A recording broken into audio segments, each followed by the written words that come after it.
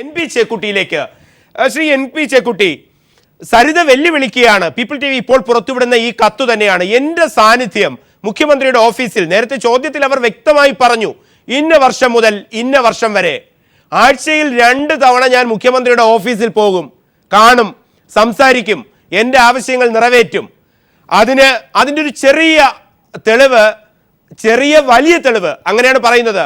ഞാൻ എൻ്റെ കൈപ്പടയിൽ എഴുതി ഒരു കാര്യവുമില്ലാത്ത മറ്റൊരാൾക്ക് വേണ്ടി ഞാൻ കൊണ്ടുപോകുന്നു മുഖ്യമന്ത്രിയുടെ അടുത്തേക്ക്. മുഖ്യമന്ത്രിയുടെ ഒപ്പ് വരെ പീപ്പിൾ ടി വി കാണിക്കുകയാണ്. ഒപ്പിട്ട് കയ്യിൽ തരുന്നു. ഞാൻ ബൈ പേഴ്സൺ ബൈ ഹാൻഡ് ആർക്കാണോ കൊടുക്കുന്നത് അവിടേക്ക് എത്തിക്കുന്നു. ഇതൊക്കെ തെളിവുകളായി വരുമ്പോഴും ഇപ്പോൾ ബാലചന്ദ്രൻ ചൂണ്ടിക്കാണിക്കുന്നതനുസരിച്ച് വിരൽ മുക്കണം, സത്യസന്ധതയുടെ വിരൽ മുക്കൽ, സത്യാന്വേഷണ പരീക്ഷ, അത് CP നാരായണൻ ചൂണ്ടിക്കാണിക്കുന്നു. ഈ ധാർമ്മികതയും ഈ തെളിവുമൊക്കെ ചോദിക്കുമ്പോൾ എന്താണ് ധാർമ്മികത, എന്താണ് തെളിവ്? എൻ പി ചേക്കുട്ടി,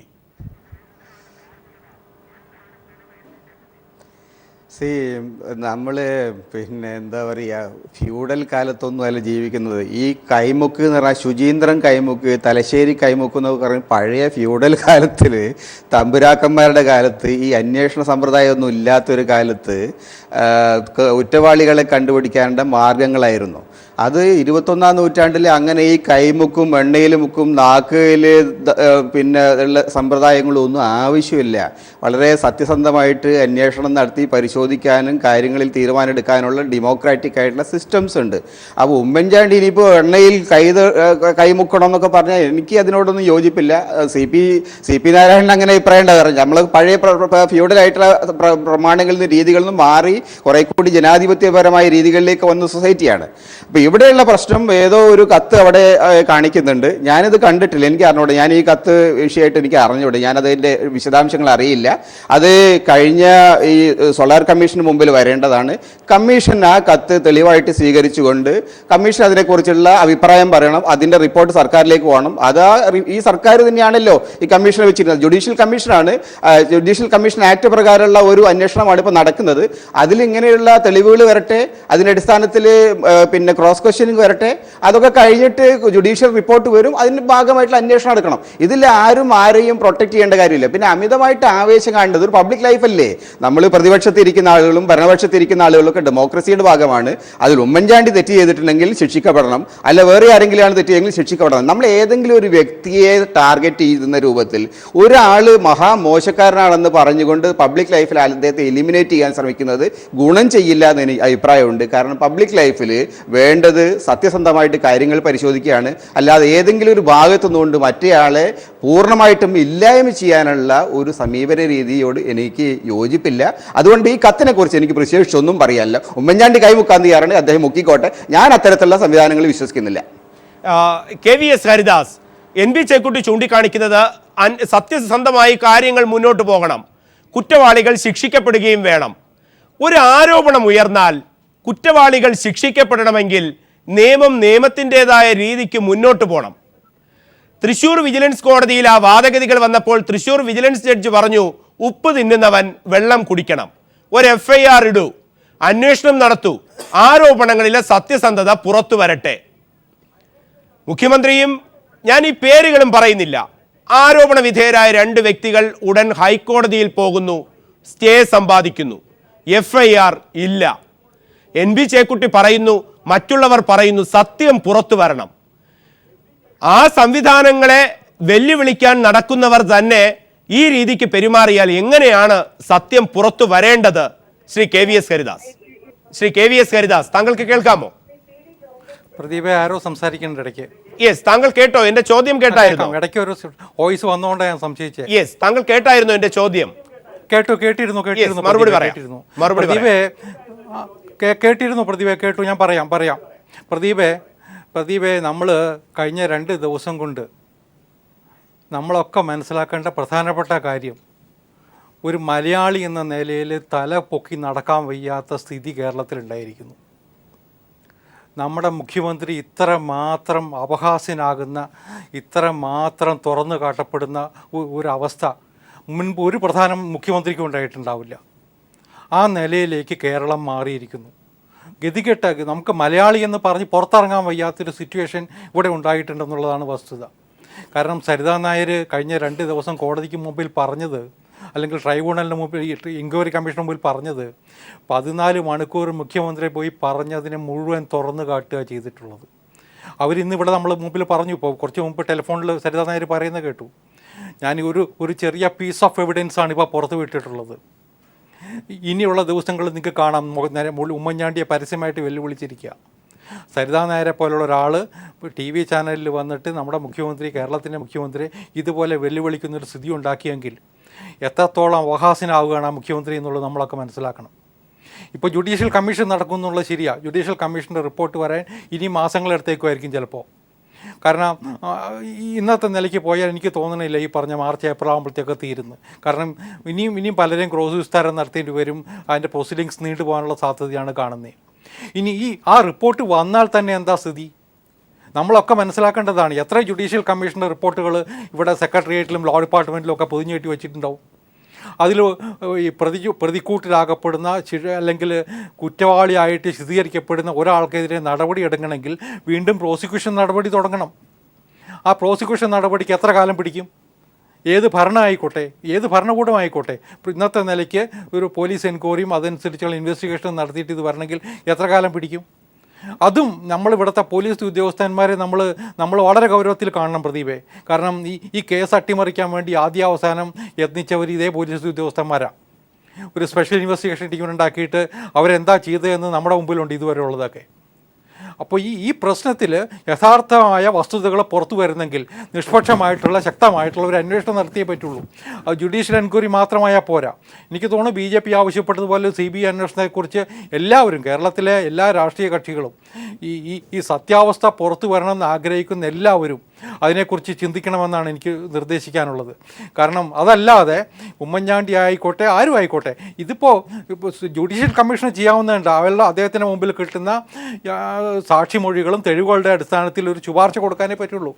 ആ റിപ്പോർട്ട് അംഗീകരിക്കണമെന്ന് പോലുമില്ല. അംഗീകരിക്കാത്ത റിപ്പോർട്ടുകളാണ് കേരളത്തിൽ കൂടുതലുള്ളത്. അത് മന്ത്രിസഭയിൽ വരികയോ അല്ലെങ്കിൽ ആ റിപ്പോർട്ട് വെളിച്ചം കാണാതിരിക്കുകയോ പോലും ചെയ്യാം. കാരണം ഗവൺമെൻറ് വെളിച്ചത്ത് കൊണ്ടുവരണമെന്ന് തീരുമാനിച്ചാൽ മാത്രമേ, പുറത്ത് കൊണ്ടുവരണമെന്ന് തീരുമാനിച്ചാൽ മാത്രമേ അത് പുറത്ത് വരുള്ളൂ.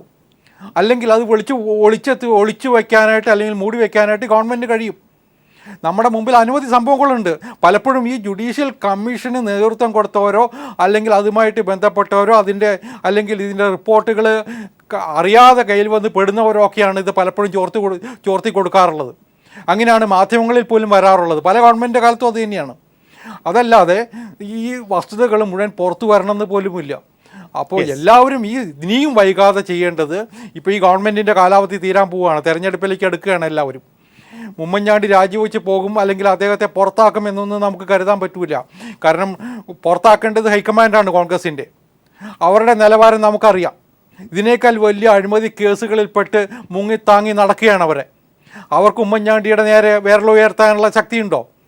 ഈ ഡൽഹിയിൽ വെച്ച് എന്നോട് ഒരു കോൺഗ്രസ് നേതാവ് കഴിഞ്ഞ ദിവസം സൂചിപ്പിച്ചത്, ഡൽഹിയിൽ വെച്ച് ഈ സരിതാ നായർ കൊടുത്തു എന്ന് പറയുന്ന പണം ഡൽഹിയിൽ സ്വീകരിക്കാൻ കാരണം അതിൻ്റെ പ്രയോജനം ലഭിച്ചത് ഡൽഹിയിലുള്ള ചില നേതാക്കന്മാർക്കാണത്രേ. അപ്പോൾ അത്തരത്തിലുള്ള പല ഇടപാടുകൾ പോലും നടന്നേക്കാം. നമുക്ക് വസ്തുതാപരമായിട്ട് നമുക്ക് പറയാൻ കഴിയില്ല, തെളിയിക്കാൻ പറ്റിയെന്നില്ല. പക്ഷേ ആ നിലയിലാണ് ഹൈക്കമാൻഡ് ഈ പ്രശ്നങ്ങളെ കാണുന്നത്. അതുകൊണ്ട് ഉമ്മൻചാണ്ടി ഇവിടെ തുടരും തെരഞ്ഞെടുപ്പ് വരെ. അതേ സമയത്ത് ഈ കാര്യത്തെക്കുറിച്ച് അന്വേഷണത്തിന് CBI പോലുള്ള ഒരു നിഷ്പക്ഷമായിട്ടുള്ള ശക്തമായ അന്വേഷണത്തിന് എല്ലാവരും കൂടി ശ്രമിച്ചില്ലെങ്കിൽ, നീതിപീഠത്തെ കൂടി വിശ്വാസത്തിലെടുക്കാൻ നമുക്ക് കഴിഞ്ഞില്ലെങ്കിൽ ഈ അന്വേഷണം ഈ റിപ്പോർട്ടോടുകൂടി അവസാനിക്കും. ഉമ്മൻചാണ്ടിയൊക്കെ ഇവിടെ നമ്മുടെ മുമ്പിൽ വീണ്ടും നമ്മളെയൊക്കെ കളിയാക്കിക്കൊണ്ട് നമ്മളെയൊക്കെ അപമാനിച്ചുകൊണ്ട് നമ്മുടെ മുമ്പിൽ രാജാവായിട്ട് വാഴും. അത് വേണോ വേണ്ടിയോ എന്ന് ചിന്തിക്കാനുള്ള അവസരമാണ് ഇനിയും വൈകാൻ പാടില്ല ഈ കാര്യത്തിൽ എന്നാണ് എനിക്ക് ആദ്യമായിട്ട് പറയാനുള്ളത്. ശ്രീ NP ചേക്കുട്ടി, അത്തരത്തിലാണ് ആവശ്യം ഉയരുന്നത്. അതിൽ രാഷ്ട്രീയമൊക്കെ വിടൂ. ഉമ്മൻചാണ്ടി എന്ന പേര് നമുക്ക് പറയണ്ട. ഈ സർക്കാരിൽ ഈ ആരോപണ വിധേയരുടെ പേരൊന്നും പറയണ്ട.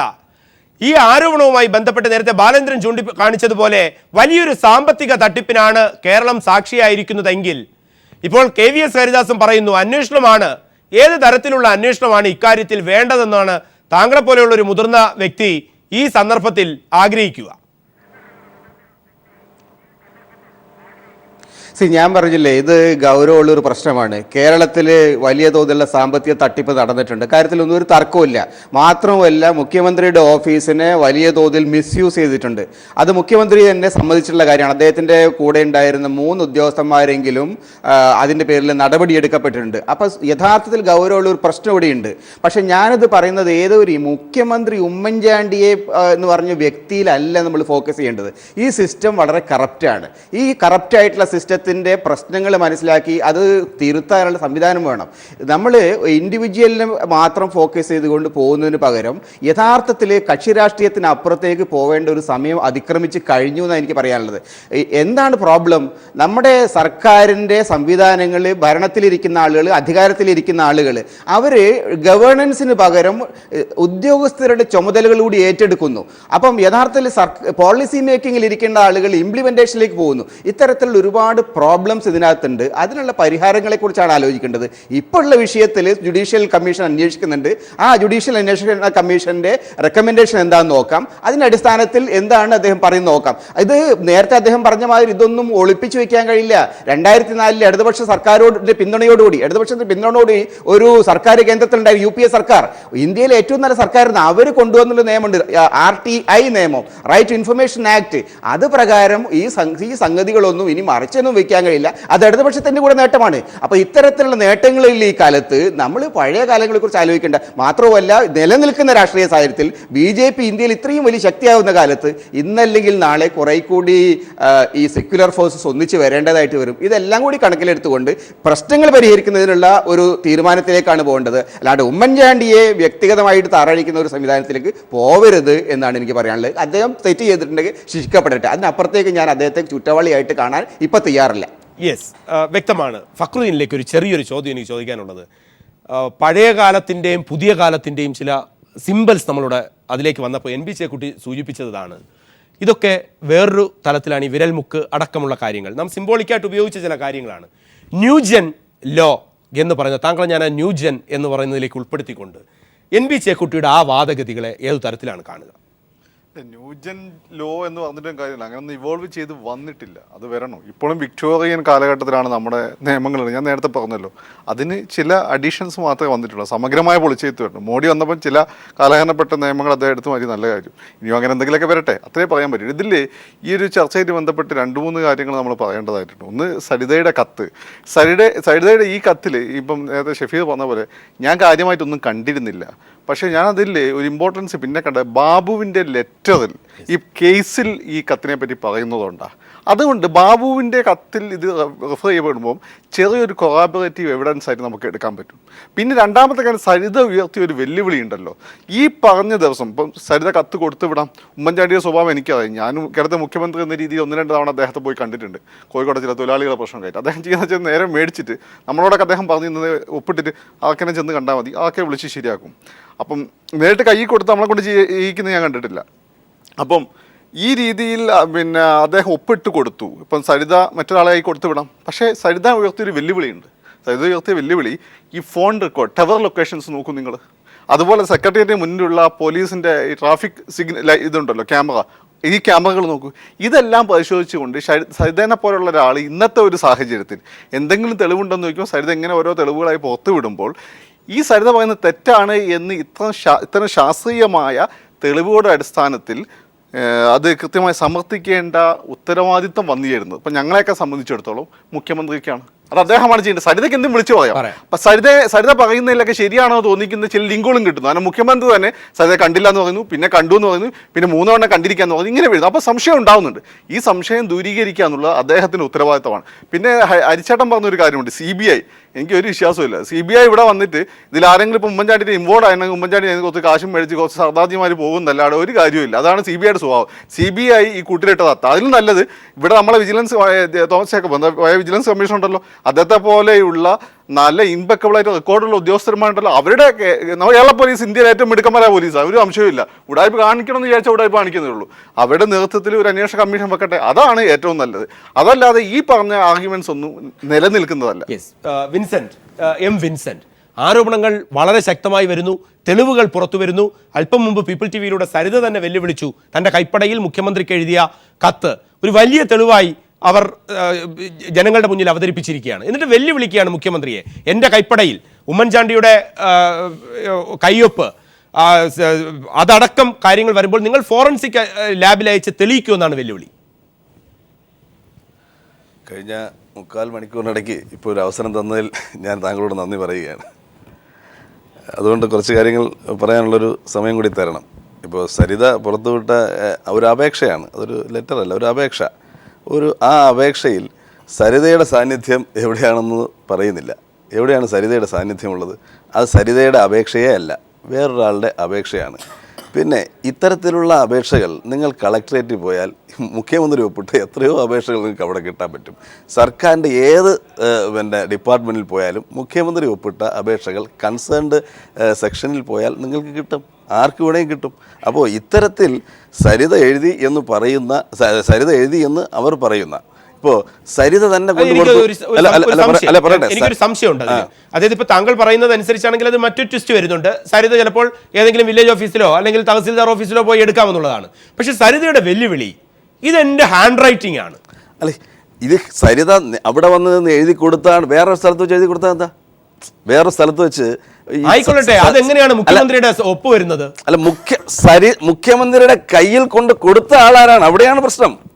മുഖ്യമന്ത്രിയുടെ കയ്യിൽ ഇത് ആരാണ് കൊണ്ടു കൊടുത്തത്? സരിതയുടെ കൈയക്ഷരമാണെന്ന് തെളിഞ്ഞാൽ സരിത പറയുന്നതും അക്സെപ്റ്റ് ചെയ്യേണ്ടി വരില്ലേ വിൻസൻ? അല്ലല്ല, ഇപ്പം ഞാൻ വീട്ടിൽ നിന്ന് എഴുതി കൊടുക്കുന്നു, വേറൊരാൾ കൊണ്ടു കൊടുക്കുന്നു, അതൊരു ഭാഗം അവിടെ നിൽക്കട്ടെ. ഒരു ഫോട്ടോ സ്റ്റാറ്റ് കോപ്പി എടുത്ത് കാണിച്ചിട്ട് ഒരു ആധികാരികതയെക്കുറിച്ച് ചർച്ച ചെയ്യണമെന്ന് പറഞ്ഞാൽ നമ്മൾ ഇന്ന് മാത്രം ചർച്ച ചെയ്യും. എത്ര ചർച്ച ചെയ്താൽ ഇതാവും. പിന്നെ ഏത് രേഖയും ഫോട്ടോ കോപ്പിയിൽ മാനിപ്പുലേറ്റ് ചെയ്യാൻ സാധിക്കും. അതെല്ലാം അവിടെ നിൽക്കട്ടെ. ഇവിടെ പ്രധാനപ്പെട്ട വിഷയം സരിത എൻ്റെതാണ് എന്ന് വെല്ലുവിളിച്ച് പറയുന്ന ആ ലെറ്റർ, ആ അപേക്ഷ അവർ കൊണ്ട് കൊടുത്തതായിട്ട് യാതൊരു തെളിവുമില്ല. അവർക്കിത് എവിടെ നിന്ന് വേണമെങ്കിലും എടുക്കാം. പിന്നെ നേരത്തെ ഒരു സുഹൃത്ത് പറഞ്ഞു, കേരളത്തിൽ തല ഉയർത്തി നടക്കാൻ വയ്യാത്ത ഒരു സാഹചര്യം ഉണ്ടായിരിക്കുകയാണ്. അത് അദ്ദേഹത്തിൻ്റെ മാനസികാവസ്ഥ കൊണ്ട് മാത്രമാണ്. കേരളത്തിൽ സരിതയെപ്പോലെ ഇത്രയധികം തട്ടിപ്പ് കേസിൽ പ്രതിയായിട്ടുള്ള ഒരാളെ മുതിർന്ന മാധ്യമപ്രവർത്തകൻ ബാലേന്ദ്രൻ ചേട്ടനുണ്ട്, വളരെ പാരമ്പര്യമുള്ള രാഷ്ട്രീയ നേതാവ് ശ്രീ CP ഇവിടെ ഇരിപ്പുണ്ട്. നിങ്ങളുടെ ജീവിതത്തിൽ ഇത്രയധികം തട്ടിപ്പ് കേസുകളിൽ പ്രതിയായിട്ടുള്ള ഒരു സ്ത്രീയെ നിങ്ങൾ കണ്ടിട്ടുണ്ടോ? ഇത്രയധികം അല്ല പറയട്ടെ. അപ്പോൾ അവർ പറയുന്നത് ജെനുവിനാണ്, അതാണ് സത്യം എന്ന് വിശ്വസിച്ച് തലകുനിക്കാൻ അദ്ദേഹം നിന്നാൽ അദ്ദേഹത്തിന് തലകുനിഞ്ഞേ പോവുള്ളൂ. കാരണം ജയിലുകളിൽ ഒരുപാട് തട്ടിപ്പുകാരുണ്ട്. അല്ല എനിക്ക് പറയാൻ അവസരം തന്നെ. ജയിലിൽ ഒരുപാട് തട്ടിപ്പുകാരുണ്ട്, പിന്നെ കള്ളനോട്ടടി കേസിൽ പ്രതികളുണ്ട്, ഒരുപാട്. അവരെല്ലാം വന്നു നിന്ന് ഇങ്ങനെ പറയുമ്പോൾ അദ്ദേഹത്തിന് തല കുനിഞ്ഞു പോയാൽ തല കുനിഞ്ഞുകൊണ്ട് തന്നെ ഇരിക്കാം. പിന്നെ ബഹുമാനപ്പെട്ട CP പറഞ്ഞാണ് വളരെ വേദന ഉണ്ടാക്കുന്നത്. കാരണം മുഖ്യമന്ത്രി 100 കണക്കിന് നുണ പറയുന്നു എന്നാണ്. അപ്പോഴും സരിതയെ വിശ്വസിക്കാനാണ് അദ്ദേഹത്തിന് താല്പര്യം. എന്തുകൊണ്ടാണ് ഈ കേരളത്തിൽ എമ്പാടും സാർ ഞാൻ പറയട്ടെ, ഞാൻ ഇത്രയും സമയം ഉണ്ടായിരിക്കുന്നു. കേരളത്തിലെമ്പാടും നടന്ന ആളുകളെ പറ്റിക്കുന്നു, ആളുകളെ തട്ടിക്കുന്നു. തട്ടിപ്പിന് ഏകദേശം 9 മാസത്തോളം ജയിലിൽ കിടക്കുന്നു. ഇന്നും കേസുകളിൽ നിന്ന് മുക്തിയായിട്ടില്ല. മൊത്തം മുഖ്യമന്ത്രിയുടെ പേര് പറഞ്ഞാണ്. ശ്രീധരൻ നായർ പറയുന്നു, ഞാൻ ഈ പണം മുഖ്യമന്ത്രിയുടെ ഓഫീസിൽ പോയി കണ്ടിട്ടാണ്. കഴിഞ്ഞ ദിവസം നരേന്ദ്രമോദിയുടെ പേര് പറഞ്ഞ് തട്ടിപ്പ് നടത്തിയ ഒരാൾ അകത്തായി. നരേന്ദ്രമോദിക്ക്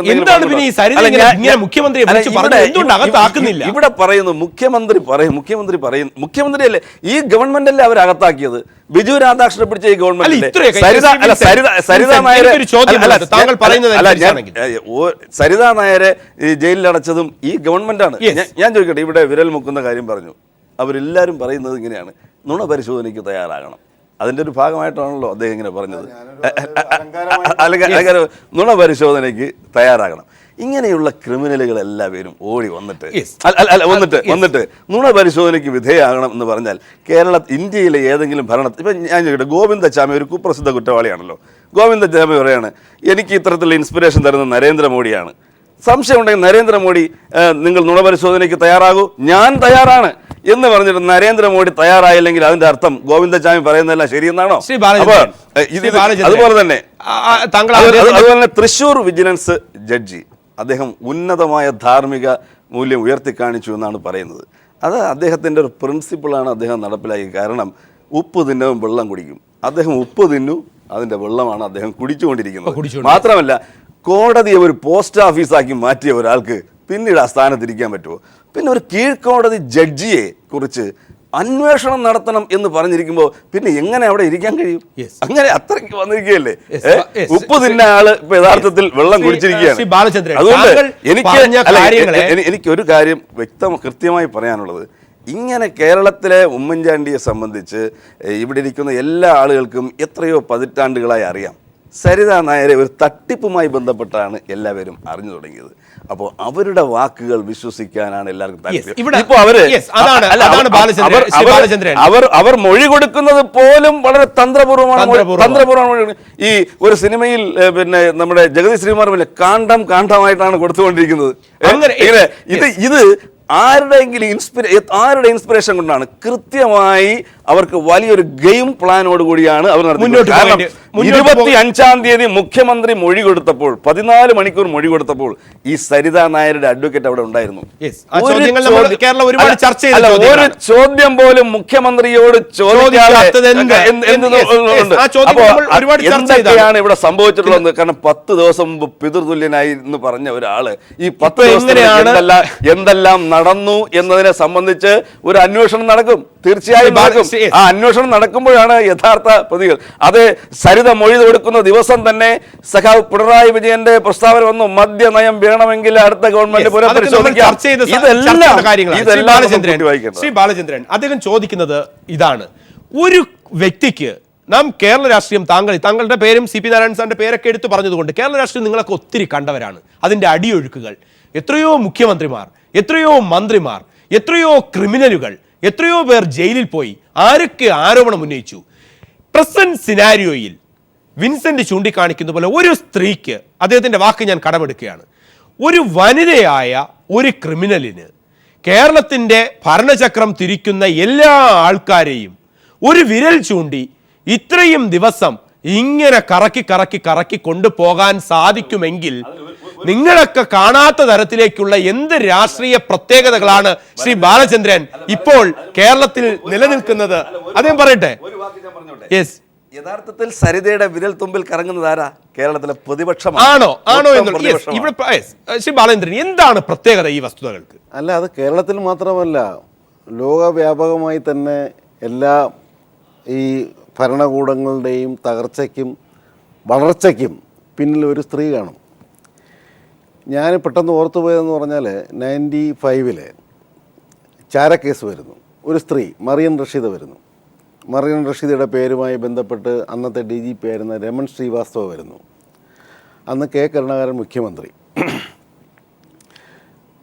രമൺ ശ്രീവാസ്തവയെ വഴിവിട്ട് മുഖ്യമന്ത്രി സഹായിക്കുന്നു എന്നുള്ളൊരു ആരോപണം ഉയർത്തിക്കൊണ്ട് കോൺഗ്രസിലെ ഒരു വിഭാഗം കേരളത്തിലെ കാസർഗോഡ് മുതൽ പാറശാല വരെ ജാഥയും പൊതുയോഗങ്ങളും നടത്തി. കരുണാകരൻ രാജിവെക്കണം. അന്ന് കരുണാകരനെതിരെ ഒരു കോടതി ഒന്നും പറഞ്ഞിട്ടില്ല. കരുണാകരൻ ഈ കേസിൽ കക്ഷിയാണെന്ന് പറഞ്ഞിട്ടില്ല. കരുണാകരൻ എന്തെങ്കിലും ബന്ധമുണ്ടെന്ന് പറഞ്ഞിട്ടില്ല. ഒരു സാമ്പത്തിക ക്രമക്കേട് നടന്നിട്ടുണ്ടെന്ന് പറഞ്ഞില്ല. രാജ്യത്തെ വിൽക്കുകയോ ചെയ്യണമെന്നും ഒരു കോടതിയും പറഞ്ഞില്ല. കരുണാകരനെതിരെ ഈ പറഞ്ഞ കോൺഗ്രസ്സുകാരിൽ ഒരു വിഭാഗം അങ്ങനെയും പറഞ്ഞിട്ടില്ല, അവരും പറഞ്ഞിട്ടില്ല. കരുണാകരൻ അന്ന് രമൺ ശ്രീവാസ്തവയുമായി ബന്ധമുണ്ടായിരുന്ന മറിയൻ റഷീദയുമായി ബന്ധമുണ്ടായിരുന്ന ശ്രീവാസ്തവയെ സഹായിക്കുന്നുണ്ടെന്ന് അതായിരുന്നു ആരോപണം. അതിൻ്റെ പേരിലാണ് 95 വളരെ അൺസെറമോണിയസ് ആയിട്ട് കരുണാകരനെ മുഖ്യമന്ത്രി സ്ഥാനത്ത് നിന്ന് ഇറക്കി വിട്ടത്. അപ്പോൾ ഒരു കോടതിയും പരാമർശിക്കാതെ, ഒരു വിജിലൻസ് കോടതിയോ അല്ലെങ്കിൽ മേൽക്കോടതിയോ ഒന്നും പരാമർശിക്കാതെ ഒരു സംഭവത്തിൽ കേരളത്തിലെ ഒരു മുഖ്യമന്ത്രി ഇറക്കി വിട്ട ചരിത്രമുണ്ട്. അതിൻ്റെ എന്താ കോൺഗ്രസിലെ ഒരു വിഭാഗം ഈ ഉണ്ട്. അത് ഈ മുഖ്യമന്ത്രിയെ സംരക്ഷിക്കുന്നതിനായി ഇന്ന് കഴിഞ്ഞ 2-3 ദിവസങ്ങളിലായി എല്ലാം ഡിഫെൻസീവ് മെക്കാനിസമായിട്ട് വരുന്നവരെല്ലാം അന്നുണ്ടായിരുന്നു. ഞാനത് റിപ്പോർട്ട് ചെയ്ത ആളാണ്. ഞാൻ വേദനയോടുകൂടിയാണ് റിപ്പോർട്ട് ചെയ്യുന്നത്. ഇപ്പോൾ പറയുന്നത് റിപ്പോർട്ട് ചെയ്ത് അതിൻ്റെ നെല്ലും പതിരും അതെനിക്ക് തിരിച്ചറിയാൻ ഇപ്പോഴാണ് കഴിഞ്ഞത്, അന്ന് കഴിഞ്ഞില്ല.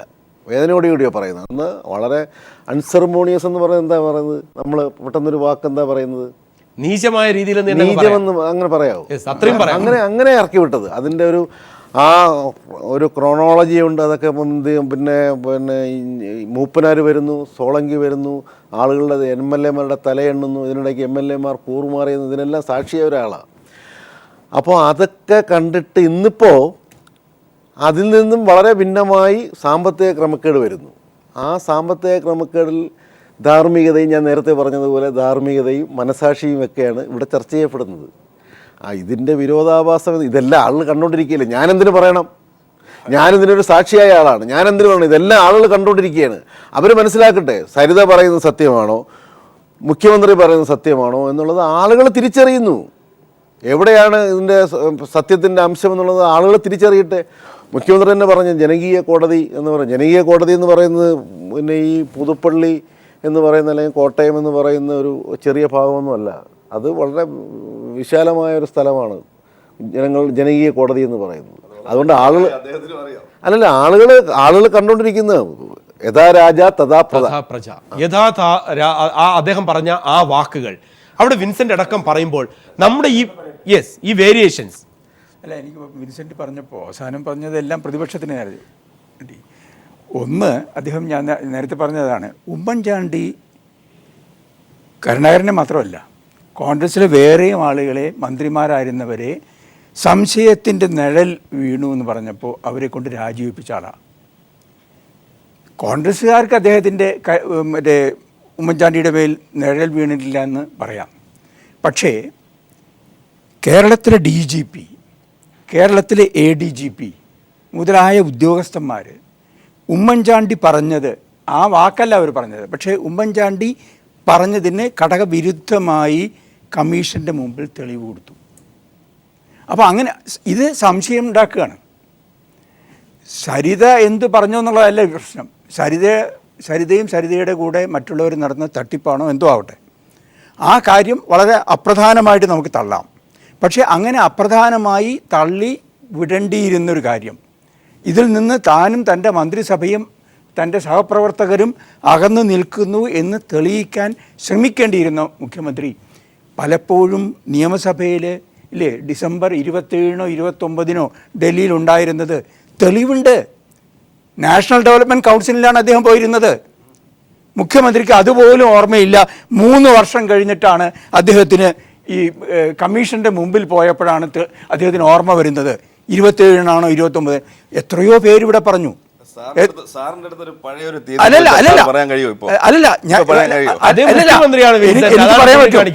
എനിക്ക് പറയാൻ പറ്റും. എനിക്ക് പെട്ടെന്ന് ഓർമ്മയിൽ വരില്ല. പക്ഷെ മറ്റുള്ളവർ ചർച്ച ചെയ്യുമ്പോൾ ഞാൻ ആലോചിക്കും. പ്രതിപക്ഷം ആരോപണം ഉന്നയിക്കുന്നു. പ്രതിപക്ഷം മാത്രമല്ല, ഈ സരിത പറയുന്നുണ്ട്, പത്രക്കാർ പറയുന്നുണ്ട്, കുരുവിള പറഞ്ഞിട്ടുണ്ടെന്ന് എനിക്കറിയാം. അദ്ദേഹത്തിൻ്റെ കൂടെ നടന്നിരുന്നു എന്ന് പറയുന്ന കുരുവിള പറഞ്ഞിട്ടുണ്ട്. അദ്ദേഹം തെളിവ് കൊടുത്തിട്ടുണ്ട്.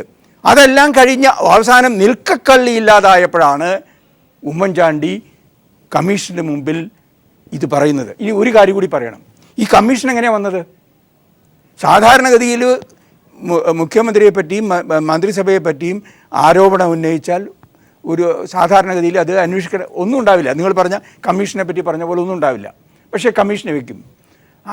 ഇവിടെ കമ്മീഷന് വെക്കാതിരിക്കാൻ വേണ്ടി എല്ലാ ശ്രമവും നടത്തി, വലിയ സമരം നടന്ന് അതിൻ്റെ തീച്ചുളയിൽ അന്നത്തെ ആഭ്യന്തരമന്ത്രി എങ്ങനെയെങ്കിലും ഇതൊന്ന് ഊരിച്ചാടിയാൽ മതി. കാരണം അന്നത്തെ ഒരു തിരുവനന്തപുരത്ത് അങ്ങനെ ഉണ്ടായ ഒരു സിറ്റുവേഷൻ ഉണ്ടായി. അങ്ങനെയാണ് നിവൃത്തികേട് കൊണ്ടാണ് ഒരു ഗതിയില്ലാതെ വന്ന് ഒരു കച്ചിത്തിരുമ്പിലും പിടിച്ചു നിൽക്കാൻ കഴിയാതെ വന്നപ്പോഴാണ് ഈ കമ്മീഷനെ വെക്കുന്നത്. ആ കമ്മീഷനിൽ അന്ന് ഉണ്ടായ ധാരണയനുസരിച്ച് മുഖ്യമന്ത്രിയുടെ ഓഫീസിനെ അതിൽപ്പെടുത്താൻ അദ്ദേഹം തയ്യാറായില്ല. കമ്മീഷനാണ് അദ്ദേഹത്തിൻ്റെ ടേംസ് ഓഫ് റെഫറൻസ് വിപുലീകരിച്ച് കമ്മീഷന് കൊടുത്ത ടേംസ് ഓഫ് റെഫറൻസിൽ ഇല്ല. അതൊക്കെ രേഖയുണ്ട്. അപ്പം അങ്ങനെ ഇതിലെല്ലാം ഓരോ സന്ദർഭത്തിലും കള്ളക്കളി കളിച്ച, ഞാൻ അതുകൊണ്ട് തന്നെയാണ് എനിക്ക് പറയുന്ന വാക്ക് കുറച്ചൊക്കെ അറിയാം. അതുകൊണ്ടാണ് ഞാൻ പറഞ്ഞത്, ഗാന്ധിയുടെ സത്യാന്വേഷണ പരീക്ഷ പറയുമ്പോൾ ഉമ്മൻചാണ്ടിയുടെ അസത്യാന്വേഷണ പരീക്ഷ തന്നെ പറയണം. ഇത്രമാത്രം കള്ളം പറഞ്ഞ ആൾ. അങ്ങനെ ഒരു നുണ ന്യായീകരിക്കാൻ നമ്മൾ പറയും, 101 നുണ പറയേണ്ടി വരുന്നു. അതാണ് അദ്ദേഹം പറഞ്ഞ് പൊളിഞ്ഞ് നിൽക്കുന്നത്. ഇപ്പോൾ നിങ്ങൾ പ്രസിദ്ധീകരിച്ച കത്തിൻ്റെ പ്രാധാന്യം വരുന്നത് അദ്ദേഹം പറഞ്ഞ നുണ, അത് വീണ്ടും വീണ്ടും തെളിഞ്ഞുകൊണ്ടിരിക്കുകയാണ് ഓരോരുത്തർ. ബഹുമാനപ്പെട്ട അങ്ങ് പറഞ്ഞത് അങ്ങിപ്പോൾ ഒരു കാര്യം പറഞ്ഞു. എല്ലാ കാലത്തും കോൺഗ്രസ് മുഖ്യമന്ത്രിമാർക്കെതിരായി ഇത്തരം ആരോപണങ്ങൾ ഉന്നയിക്കാറുണ്ട്. കാരണം ശ്രീ കെ കരുണാകരൻ കേരളം ഭരിച്ചിരുന്ന സന്ദർഭത്തിൽ ഇടതുപക്ഷം പറഞ്ഞിരുന്നത് എന്താണ്? അദ്ദേഹം 2 കാര്യങ്ങൾക്ക് മാത്രമേ വാ തുറക്കുകയുള്ളൂ. ഒന്ന് കള്ളം പറയാനും, ഒന്ന് ആഹാരം കഴിക്കാനും എന്ന് പറയും. ഇപ്പോൾ അദ്ദേഹം പറയുന്നു ഏറ്റവും കൂടുതൽ കള്ളം പറഞ്ഞത് ഇദ്ദേഹമാണ് എന്ന് പറയുന്നു. അതവിടെ നിൽക്കട്ടെ. സാർ, മാർക്സിസ്റ്റ് പാർട്ടിയിലുള്ള എല്ലാ പേരും കൃത്യമായി പറഞ്ഞുകൊണ്ടിരിക്കുന്നത് ഞങ്ങളുടെ ശക്തമായ പ്രക്ഷോഭത്തിന്റെ അടിസ്ഥാനത്തിലാണ് ഈ ജുഡീഷ്യൽ കമ്മീഷൻ വന്നതെന്ന്. ഒരിക്കലുമല്ല. അവരുടെ പ്രധാനപ്പെട്ട ആവശ്യം മുഖ്യമന്ത്രി രാജിവെക്കണമെന്നാണ്. നിങ്ങൾ നിയമസഭ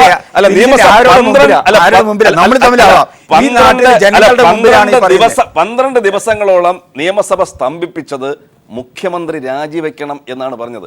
കേരളത്തിലെമ്പാടുമുള്ള ഗ്രാമാന്തരങ്ങളിൽ നിന്ന് പ്രവർത്തകരെ തലസ്ഥാന നഗരിയിലേക്ക് കൊണ്ടുവന്നത് മുഖ്യമന്ത്രിയുടെ രാജി വാങ്ങാൻ വേണ്ടിയിട്ടാണ് എന്ന് യാത്ര ചോദിച്ചുകൊണ്ടാണ് അവർ വന്നത്. ഞങ്ങൾ രാജി വാങ്ങാൻ പോകുന്നു, മുഖ്യമന്ത്രി രാജിവെക്കണമെന്ന്.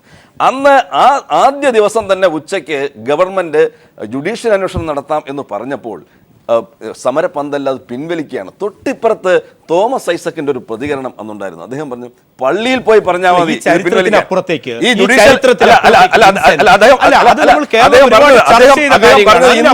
ഇന്നും നമ്മുടെ ചെവികളിലുണ്ട്. അദ്ദേഹം പറഞ്ഞത് ജുഡീഷ്യൽ അന്വേഷണത്തിന്റെ പേരിൽ ഈ സമരം അവസാനിപ്പിക്കാൻ നിങ്ങൾ പള്ളിയിൽ പോയി പറയണം എന്ന് അദ്ദേഹം പറഞ്ഞു. സമരം ചെയ്തുകൊണ്ടാണ് സമരത്തിന്റെ ചരിത്രങ്ങൾക്ക് നമ്മൾ പറയുന്നത് ഇത് ഗവൺമെന്റ്